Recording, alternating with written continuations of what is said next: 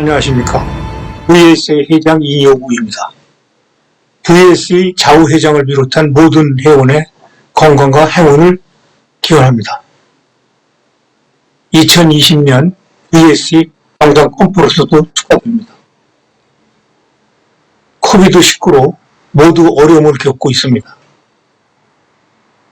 피해자 역시 정신적, 경제적, 신체적으로 많은 어려움을 겪고 있습니다. 특히 아동 여성 성착취물 영상물의 피해자가 증가하고 있습니다. 어려움을 겪고 있는 아시아 피해자라고 해요. VSE의 많은 지원과 협조 부탁드립니다. 이어지는 발표는 한국경찰청으로부터 강력 범죄 피해자의 신변보호에 대한 전자 시스템에 대하여 발표가 있겠습니다. 피해자 지원에 좋은 사례가 되었으면 합니다. 감사합니다.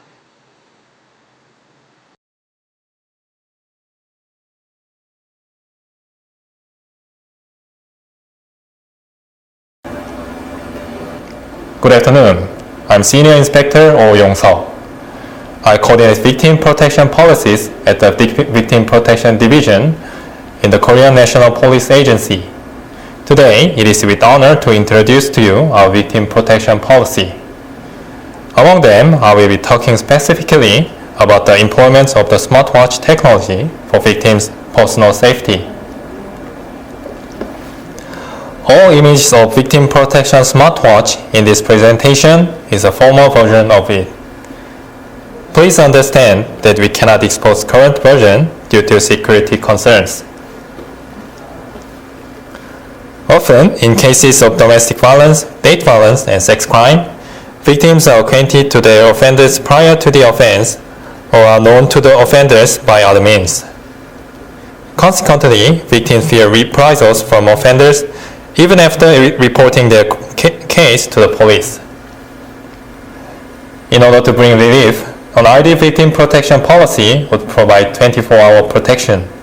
However, due to constraints in human and budgetary resources, it is virtually impossible to provide such protection to all victims. In order to surmount this limitation, the Korean National Police Agency has implemented the Victim Protection Smartwatch. The Victim Protection Smartwatch appears the same as those made for general consumers, thereby enabling users to wear the device without worrying about attracting attention. Also, it enables victims to report emergencies without being detected by the offenders.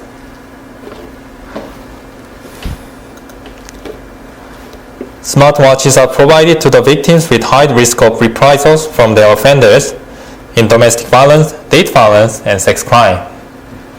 A victim may request the investigator in charge of his or her case for comprehensive victim protection, which includes the provision of a smartwatch.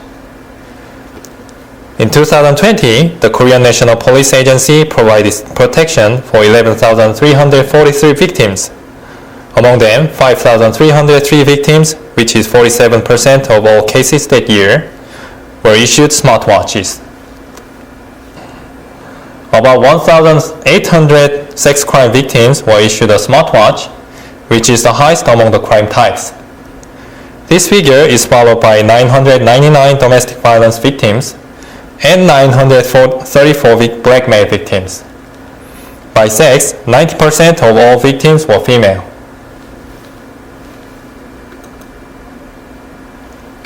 In order for a victim to receive a victim protection smartwatch, he or she is required to submit a request form and a written consent for the provision of personal information. The request is then referred to the Victim Protection Review Board in respective police station, whose role is to assess the risk of reprisal and the need for victim protection measures. Once the review boards resolve to prescribe protective measures, the victim's personal information is entered into the situation control system in the police station. Then, a victim protection smartwatch is issued to the victim. In 99% of cases, requests for victim protections are accommodated. In most cases, protective measures are completed within a day. The main function of a smartwatch are twofold. First, it allows the victim to alert the police in emergencies. Second, it identifies the real-time location of the victim. Should the victim be endangered by the offender, the victim may press the alarm button for 3 seconds to send an alert to the police.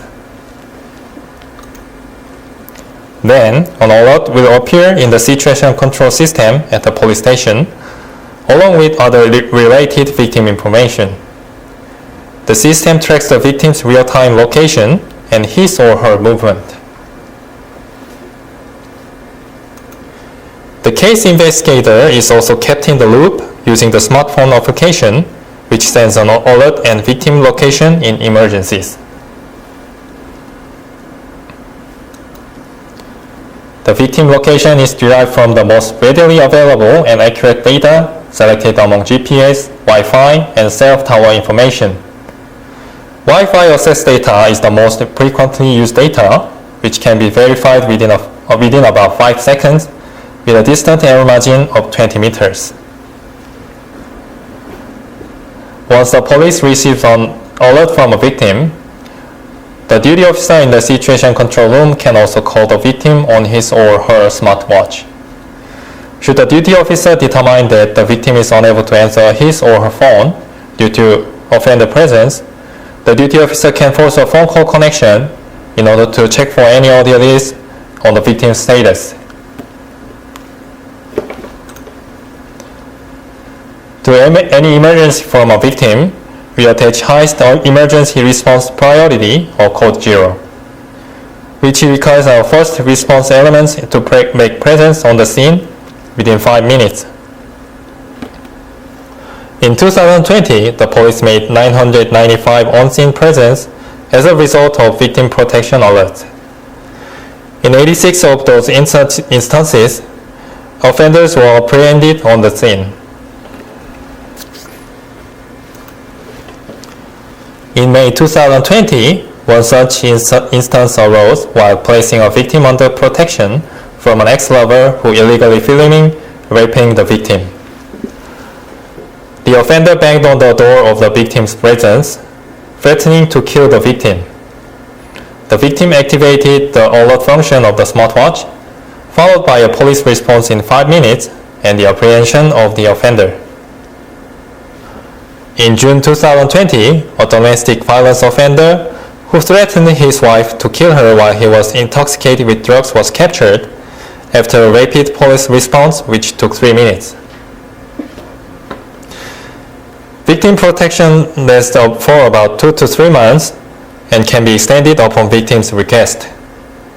In case it is determined that circumstances no longer require victim protection, for instance, when the offender is arrested, protective measures are terminated and the smartwatch is returned to the police.